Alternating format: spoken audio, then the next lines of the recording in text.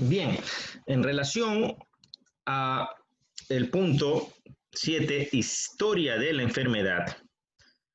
En psiquiatría, como en psicología, nosotros tenemos una diferencia particular que tenemos que relevarla, ¿no? Es el hecho de que tanto la historia de la personal, sobre todo la historia personal del sujeto, y la historia de la enfermedad también, nosotros tenemos dos tipos de modelos para la investigación semiológica. El primer modelo es lo que llamamos el modelo longitudinal, que quiere decir una descripción de toda la vida del sujeto, ¿verdad?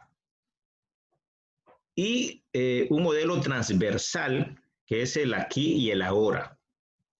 Es decir, la enfermedad del paciente puede tener un rostro crónico que nos obliga a indagar desde cuando empezó el primer episodio. Las características de ese primer episodio, cuánto duró, qué diagnosticó el profesional en esa época, qué tratamientos y qué fármacos utilizaron para controlar el problema, la respuesta al tratamiento, si hubo o no una hospitalización, el tiempo que duró el paciente asintomático, con tratamiento o sin tratamiento. Es decir, en la historia de la enfermedad indagamos desde que acontece la ruptura biográfica del sujeto. Es decir, los trastornos mentales casi siempre determinan un rompimiento de la biografía del sujeto que iba todo normal, pero por la presencia de un trastorno mental, pues desvía, ¿no? Los que están trabajando tienen que dejar de trabajar, los que están estudiando, pues evidentemente dejan de estudiar, porque los trastornos mentales son discapacitantes.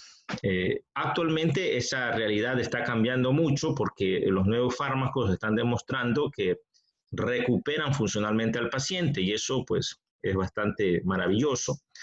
Pero en la práctica existen enfermedades mentales como la esquizofrenia o los trastornos bipolares o la propia demencia que definitivamente discapacitan al enfermo. Entonces, en la historia de la enfermedad tenemos nosotros que describir todos los episodios desde el primer episodio en relación a esos parámetros y anotarlos. Pero más importante que la historia de la enfermedad es la historia personal del sujeto.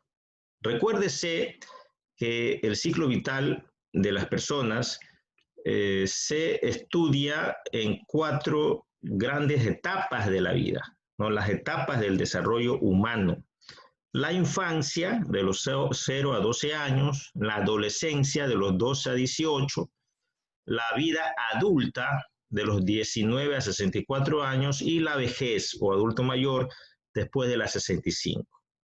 En psicología se estudia mucho, si los que hagan la especialidad en psiquiatría pues van a estudiar que en la infancia pues existen 2 subetapas, que en la adolescencia también existen 2 subetapas, que en la adultez existen 3 subetapas y que en la vejez también existen 3 periodos de vida o de subetapas del adulto mayor.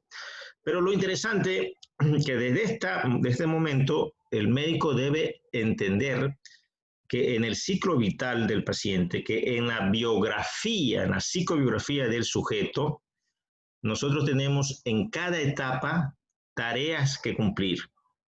La ciencia las llama tareas del desarrollo. Por ejemplo, pues el niño tiene que aprender a caminar antes del año de edad o por el año de edad.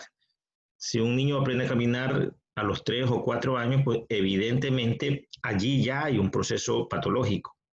Puede ser un retardo mental. Asimismo, el niño debe aprender a hablar hasta antes de los 3 años. Y cuando el niño pues tiene dificultades en adquirir el lenguaje y recién en la etapa escolar comienza a perfeccionarse, pues evidentemente eso implica la existencia de daños en el neurodesarrollo. El examen neurológico del recién nacido y el desarrollo psicomotor del recién nacido hasta el año de edad esto de levantar el mentón al mes, el sostén encefálico, esto de sentarse hasta los 6 meses, esto de gatear erguido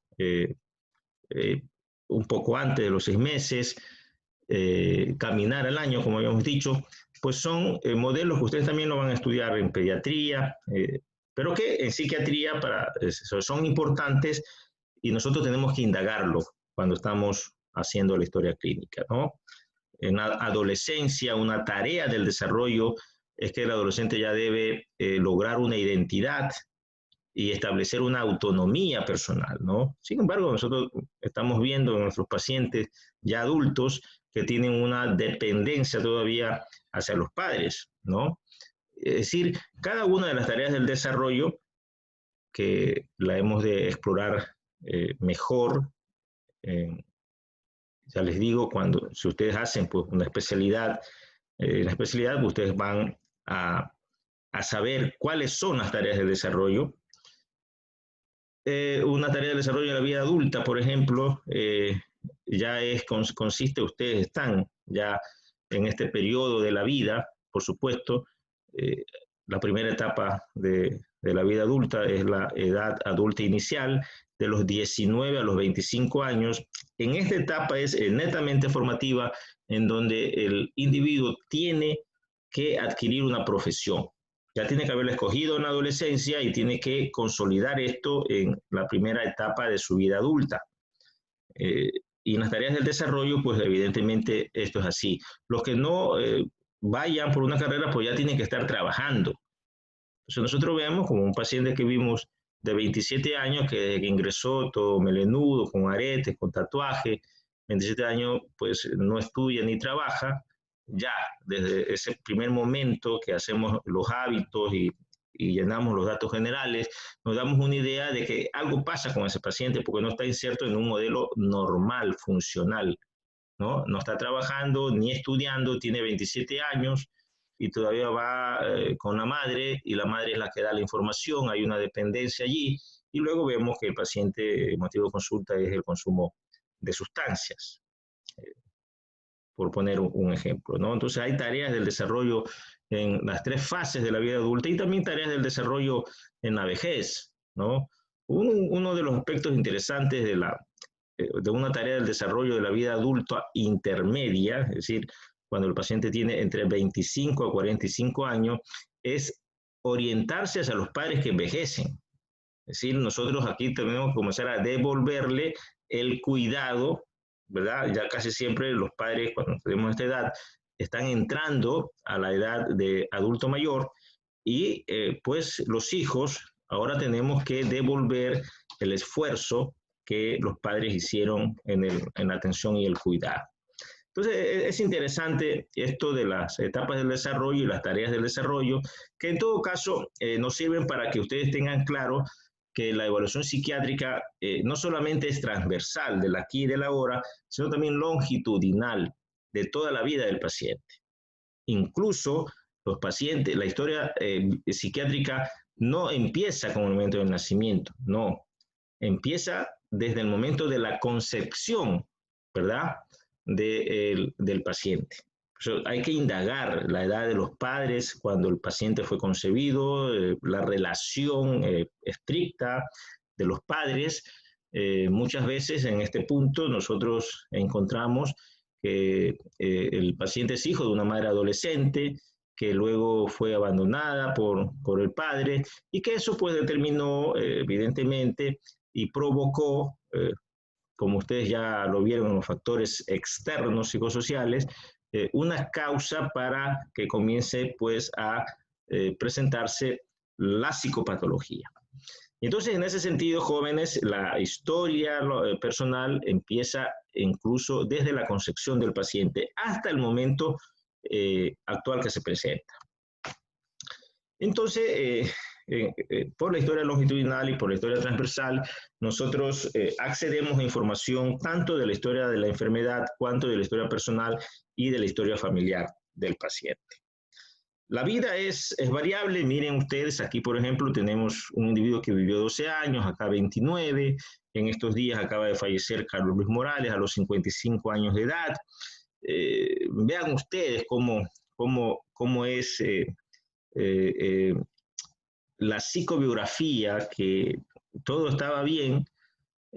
Carlos Luis Morales, incluso después de futbolista, había estado trabajando como periodista y en un momento pues se lo invitó a participar políticamente y rompió sus esquemas y se vincula políticamente con los eventos que son públicos, que francamente tienen algunas concepciones, pero que en todo caso está claro que ese modelo de estrés y esa presión de verse involucrado en situaciones legales, pues evidentemente determinó su prematura partida. Entonces, es interesante, ¿no? La psicobiografía, la personalidad de los sujetos y todas estas variables que se interrelacionan en nuestro trabajo. Este, por ejemplo, es la descripción de una historia longitudinal de un paciente que vivió 70 años, pero que a los 18 años y hasta los 19 años y tuvo un episodio de un trastorno mental. Luego, pues, este nunca más se presentó en su vida. Puede ser que este paciente haya tenido el tratamiento toda su vida o simplemente lo tuvo unos meses o años después y luego lo suspendió, pero nunca se volvió a presentar. Es decir, las posibilidades son aquí infinitas. Aquí vemos un paciente que ha tenido 2 episodios de una enfermedad mental. La primera empezó a los 30 años, terminó a los 45, tuvo 4 años asintomático y luego tuvo un segundo episodio de trastorno mental mucho más pequeño, menos significativo en intensidad. Igual desapareció y vivió sus últimos años sin el trastorno mental, ¿no? Con tratamiento, sin tratamiento, pues eso es variable. Existe también la posibilidad de que el paciente nazca con un trastorno mental y que éste lo acompañe durante toda su vida, ¿no? Es el caso, por ejemplo, del retardo mental. O lo que es más frecuente, cuando ya viene y se incorpora un trastorno mental crónico como la esquizofrenia, que casi siempre debuta a los 25 años de edad. Es decir, el paciente es normal desde su nacimiento hasta los 25 años. A los 25 años hace un primer episodio psicótico, se diagnostica esquizofrenia y acompaña al paciente durante toda su vida hasta que fallece. Entonces, jóvenes, la historia personal, con esas aclaraciones, tenemos que tenerla clara, ¿verdad? Es decir, comienza desde la dinámica concepcional del sujeto, el estudio del embarazo de la madre durante el embarazo. Se hubieron factores externos, como por ejemplo enfermedades médicas que obligaron a tratar con fármacos que ustedes saben, dependiendo de la edad gestacional, pueden tener efectos teratogénicos o factores externos como procesos de rupturas conyugales, como procesos de dinámica familiar patógena, de violencia de género, es decir, cualquier factor traumático, psicológico o físico que haya tenido la madre en su embarazo y que pues sin duda ha repercutido, ¿no? La alimentación de la madre. Ustedes saben que en el embarazo la alimentación materna tiene que ser muy estricta en vitaminas y en minerales, en hierros, y que a veces, pues, evidentemente eso no se cumple y puede eso repercutir en el desarrollo del sistema nervioso del producto. En el momento del parto es muy interesante este momento porque el paciente aquí puede ya tener tareas del desarrollo. Una de las tareas del desarrollo es llorar al nacer y lactar al nacer. Y muchas veces tenemos que ver que hay niños que no lloran al nacer. Casi siempre esto ya indica un problema, ¿no? Otras veces ninguno, pero en términos generales hay niños que no pueden lactar al nacer, que ya están expresando que hubo un sufrimiento fetal, con un posible daño cerebral por una anoxia cerebral y que ya diciéndonos que hay una anoxia cerebral que puede llegar a terminar en un retardo mental. Claro, una de las causas de retardo mental casualmente son estos problemas obstétricos, en el embarazo. Entonces, si el niño fue por parto, parto normal, o fue cesárea, si fue parto dificultoso, el niño no pudo salir del canal y hubo sufrimiento fetal y por tanto hubo anoxia y tuvo que hacer una cesárea, en fin. Todo eso tenemos que indagar. Si el embarazo fue a término o fue prematuro, la lactancia y el llanto inmediato, como habíamos dicho, las etapas de la vida, es decir, a qué edad el niño tuvo el sostén cefálico, a qué edad se sentó, a qué edad aprendió a caminar, a qué edad aprendió a controlar esfínteres, en definitiva, todo el desarrollo psicomotor. Tenemos que, en la primera parte de la historia personal, indagarlo y registrarlo en la historia clínica. El examen neurológico del recién nacido, como lo habíamos dicho, y el desarrollo psicomotor del recién nacido en general hasta los primeros años de vida, ¿no? Luego, en la segunda infancia, pues la presencia de problemas en el sentido de los procesos de aprendizaje, si tiene problemas para aprender a leer, a escribir, y tuvo problemas para aprender a hablar y caminó tarde, ya nos está indicando la presencia de un retardo mental. Si tuvo logros en su carrera, es decir, ganó un concurso de poesía o uno de oratoria o quedó campeón con un equipo de su escuela y era un jugador principal, o más bien era un muchacho frustrado porque quería jugar, no lo tomaron en cuenta. Si todas estas cosas son situaciones que tenemos que prolijamente identificarlas porque pueden repercutir luego en la personalidad del sujeto y por supuesto en el inicio de psicopatología. Si ya tenemos un paciente adulto, cómo funciona laboralmente, si es productivo, cómo funciona socialmente en el grupo de amigos, en el grupo familiar, es decir, es un paciente que tiene un matrimonio estable o por el contrario tiene problemas a la hora de la dinámica familiar, el despertar afectivo, cuándo empezó su funcionamiento afectivo en relación en los procesos de enamoramiento, frustraciones posibles, engaños, desengaños, etcétera, etcétera, ¿no? Es decir, el cumplimiento de las tareas del desarrollo en cada subetapa de este periodo de la vida, ¿no? Dependiendo, pues, evidentemente, la edad que tiene el paciente y cuándo acude a nuestra consulta. La historia familiar también nos importa mucho.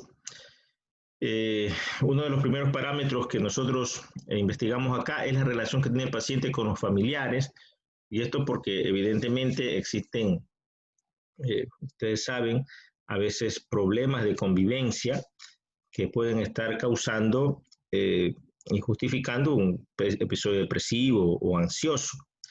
Tenemos que tener claro que en relación a la historia familiar, el paciente tiene dos tipos de familia. La familia de la cual procede, es decir, padre, madre, hermanos, cómo se lleva con ellos y cuál es la dinámica de esa familia de origen, o esposa y sus hijos, que es la familia de formación, ¿no?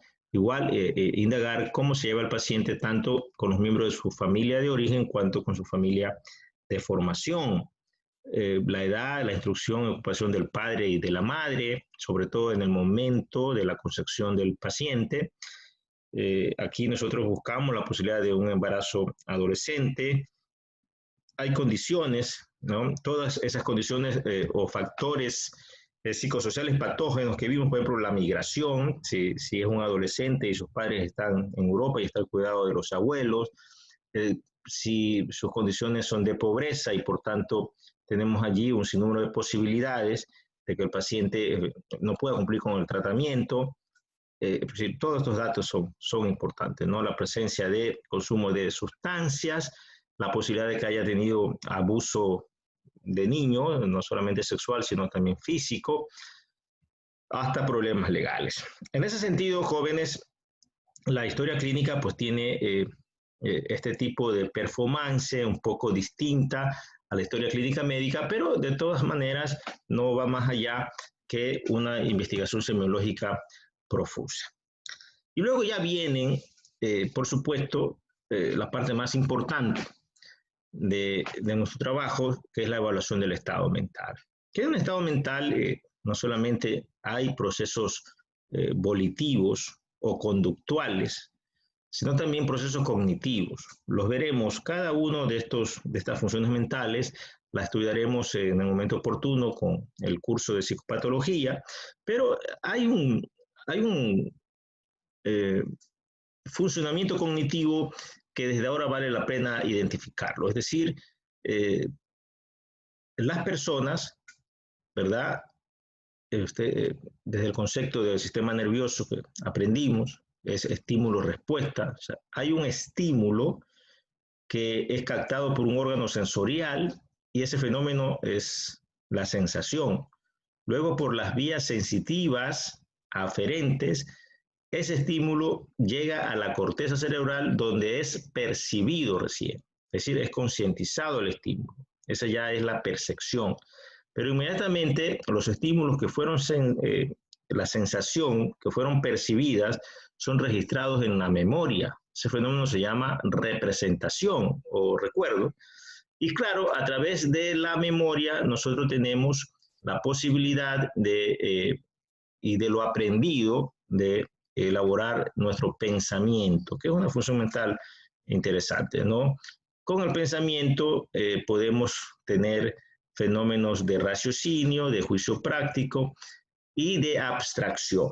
Entonces, por tanto, noten ustedes cómo los procesos cognitivos o las funciones mentales, esta diapositiva nos ayuda a reconocer que francamente el funcionamiento mental es un todo, que nosotros arbitrariamente, por una mera intención pedagógica, hemos diseccionado el funcionamiento mental en funciones mentales separadas, aisladas, pero que definitivamente las unas están concatenadas con las otras para lograr el funcionamiento mental. Y aquí entonces nosotros accedemos a aprender de manera general cómo es la evaluación del estado mental. ¿A qué se refiere? Primeramente, como ustedes ven, tenemos que identificar las funciones mentales, ¿no? Nosotros reconocemos que hay autores que hablan de unas funciones mentales en la evaluación del estado mental, hay otros que hablan de otras, es decir, para algunos nomás son 12, 14, para otros son 8, para otros son 17. Nosotros hemos reunido todas las funciones mentales que estudian los autores y la sumatoria determina que existan 21 dianas semiológicas, ¿verdad? Aquí, si nosotros tenemos 4 por 5, 20, no hemos incorporado la conducta sexual porque evidentemente este es un tema que preferentemente no se explora en atención primaria en salud, excepto evidentemente cuando es la causa o el motivo de consulta. Sin embargo, pues lo veremos en psicopatología. De las 20 funciones mentales que tenemos que ahora tener una idea general de cómo se evalúa, vamos a identificar que existen 4 formas de evaluar mentalmente al paciente y sus dianas semiológicas.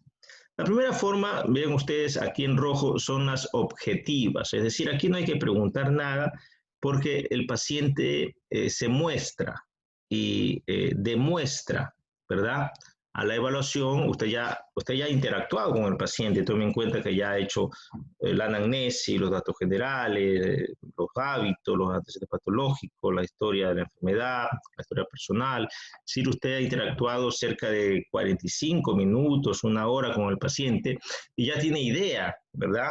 Ya ha visto que el paciente no se sabe su número de cédula, que está desorientado en el tiempo, no sabe qué día es, ni qué mes estamos, ni dónde está. Entonces, usted aquí simplemente viene a registrar todo lo que ha percibido en la interacción con el paciente desde los primeros pasos de la historia clínica psiquiátrica.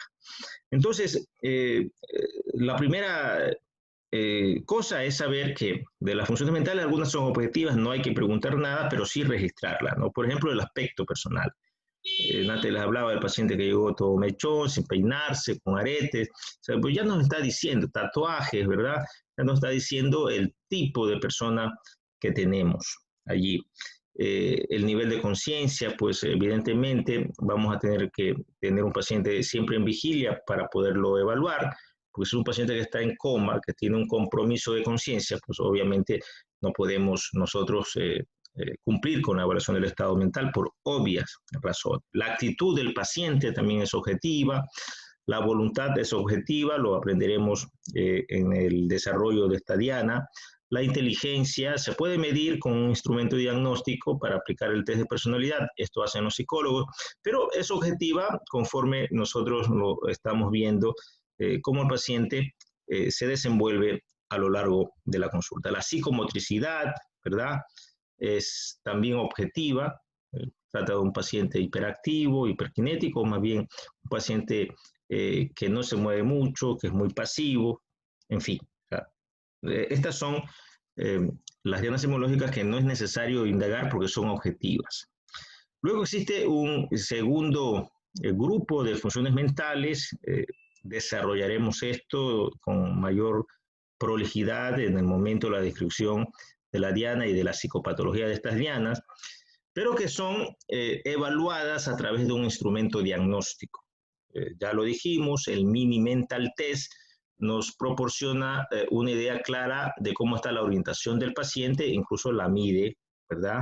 El Mini Mental Test mide 5 dianas semiológicas en la práctica, ¿no? La orientación, la atención, el cálculo, el lenguaje y la memoria. Entonces, nosotros ya tenemos que familiarizarnos con el Mini Mental Test, tenemos que bajarlo y comenzar a aplicarlo porque evidentemente es el entrenamiento, la aplicación de este instrumento diagnóstico que nos perfecciona, ¿no? Sin embargo, abordaremos, como es lógico, en la descripción de cada una de las dianas semiológicas, específicamente cómo se evalúa. Y luego, miren, jóvenes, existen un tercer grupo de funciones mentales que no son objetivas, que pues de alguna forma también a lo largo de la entrevista ya tenemos una idea, pero hay pruebas concretas. Por ejemplo, el nivel de abstracción lo medimos con un refrán, es decir, le decimos al paciente, cuando la gente dice de tal palo, tal astilla, ¿qué quiere decir la gente cuando dice eso? Y anotamos la respuesta. O la prueba de la semejanza y las diferencias para evaluar el raciocinio. Es decir, esa blusa con ese pantalón se parecen en que ambos son prendas de vestir, en qué se parece una manzana a una pera. Y incluso el juicio práctico también se lo evalúa a través de una situación hipotética. Es decir, nosotros podemos decir al paciente, ¿usted qué haría si de repente amanece y despierta en la ciudad de Quito, en el terminal terrestre, con un solo dólar en el bolsillo? Y registramos la respuesta. Claro. Y finalmente, claro, están el grupo de funciones mentales que sí tenemos que obligatoriamente aplicar un interrogatorio. La primera son ascensos percepciones, pues eso es bastante amplio. Sin embargo, el síntoma principal del ascenso percepciones son las alucinaciones. Y las alucinaciones más frecuentes son las auditivas. Por tanto, en este pantallazo simplemente un ejemplo de evaluación de las sensopercepciones es preguntar al paciente, ¿escucha voces? Claro, el paciente que no está psicótico y que está normal va a decir, se le va a sonreír y decir, no, acaso estoy loco. Claro, pero el paciente que está psicótico, que está con alucinaciones, lo va a mirar con mucho respeto y va a decir, por fin alguien me entiende. Por tanto, esta es una pregunta de cajón en la historia clínica psiquiátrica y en este ítem de la evaluación del estado mental. El otro ítem importante es la afectividad. Asimismo, pues es muy extensa, pero nos interesa sobre todo encontrar humor depresivo, que es uno de los síntomas patognomónicos de la depresión. Entonces, preguntamos cómo está su estado de ánimo, que quiere decir cómo están sus ganas de hacer las cosas, su energía para hacer las cosas. El sueño, pues, es una variable que hay que preguntarla. ¿Qué tal durmió anoche? Es una pregunta concreta que nos ayuda bastante y registramos lo que el paciente anota. Asimismo, la alimentación. Nos interesa saber la sensación del apetito. Luego el pensamiento, también es bastante extensa, ¿no? Entre las sensopercepciones, afectividad y pensamiento son de las funciones mentales y de las dinámicas semiológicas más extensas que las estudiaremos a profundidad. Pero acá, asimismo, como las alucinaciones, síntoma patognomónico de psicosis, y nos interesa preguntarla en las sensopercepciones o el humor depresivo, la idea delirante es el síntoma más importante, sin duda, de la psicopatología del pensamiento. Y la idea delirante más frecuente es la idea delirante paranoide, es decir, esa sensación, ese delirio, esa convicción que al paciente lo siguen, que lo buscan para matarlo. Entonces, podemos preguntar, ¿hay alguien que quiere hacerle daño? ¿Tiene usted enemigos? Y de esa manera, pues, simple y sencillamente, evaluamos el pensamiento. Y luego la personalidad, jóvenes, ¿verdad? Sin duda, la pregunta tradicional que hacemos los psiquiatras es decir, ¿cómo se describe usted como persona? Y anotamos lo que el paciente nos diga. Además, podemos preguntarle quién lo conoce bien al paciente. Y cuando el paciente nos diga, pues mi esposa, mi padre, mi hermano, nosotros proyectamos aún más esta primera pregunta que ya le hicimos. Y si yo le pregunto a su madre que me lo describa a usted como persona, ¿qué me diría ella? Y claro, entonces aquí el paciente se puede pensar, no, pues va a decir todo lo contrario, que yo soy irresponsable, que soy desorganizado, etcétera, etcétera. Y finalmente usted también pues ya se ha dado cuenta de los rasgos más característicos y groseros de la personalidad del paciente porque ya ha estado cerca de una hora trabajando con él. Y finalmente está la conducta sexual. Esto lo trabajaremos mejor cuando estudiemos esta diana semiológica. Bien, jóvenes, en todo caso, que quede claro que la historia clínica psiquiátrica y el proceso diagnóstico en psiquiatría pues guarda mucha similitud con la semiología médica general. Que la historia clínica representa la base de una pirámide en cuyo vértice está el diagnóstico definitivo a través de las otras herramientas, que son, primero, abstraer los signos y síntomas, por tanto hay que elaborar el cuadro de signos y síntomas, luego hay que agrupar esos signos y síntomas en síndromes, por tanto hay que elaborar un cuadro de síndromes y de grandes síndromes, porque a veces hay síndromes que se parecen mucho y es susceptible de unirlos por su afinidad, ¿no? Entonces ya no se forma un síndrome, sino un gran síndrome, porque representa la unión de 2 o 3 subsíndromes. Y finalmente, una vez que tenemos los grandes síndromes, tenemos los posibles diagnósticos. Y de esos posibles diagnósticos sale el diagnóstico definitivo a través del diagnóstico diferencial, como lo hemos dicho. Miren, por ejemplo, aquí le hemos traído un ejemplo de un cuadro de signos, síntomas y otros factores. Es decir, no solamente anotamos síntomas como ansiedad, como insomnio, sino como ideas suicidas, como alucinaciones auditivas, sino que, por ejemplo, maltrato por su padre. Claro, no es ningún síntoma, pero es un factor importante que lo hemos encontrado en la historia personal del sujeto cuando nos escribió su infancia, y de esa manera nosotros entendemos que el paciente puede haber desarrollado un episodio depresivo, ¿verdad?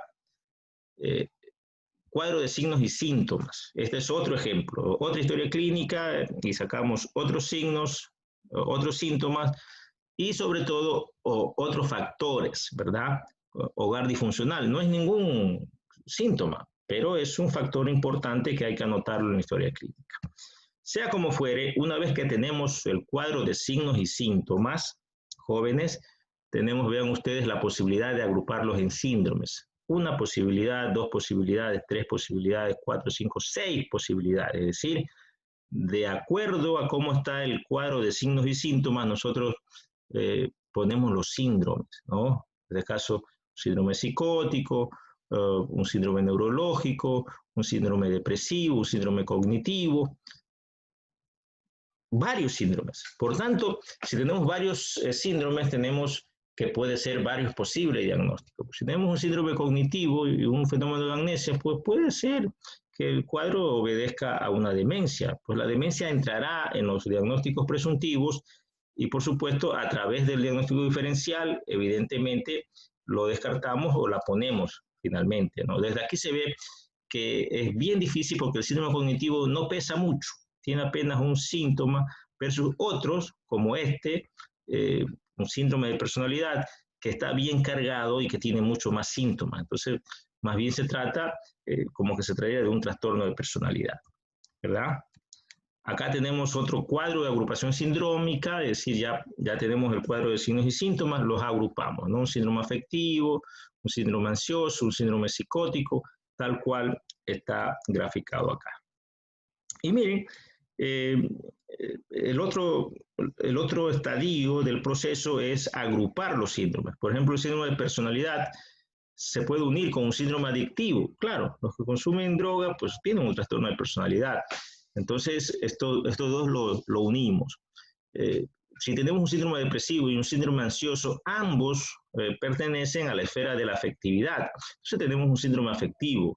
Y si tenemos un síndrome delirante, que es un trastorno del pensamiento, y un síndrome alucinatorio, que es un trastorno del ascenso percepciones, pues ambos se unen porque el síndrome psicótico tiene sintomatología delirante y sintomatología alucinatoria. Entonces, miren ustedes como de 6 o 7 síndromes, simplemente ya nos quedan 3. Entonces, es más fácil hacer diagnósticos presuntivos con 3 síndromes y más cercano a la realidad pues que con 7.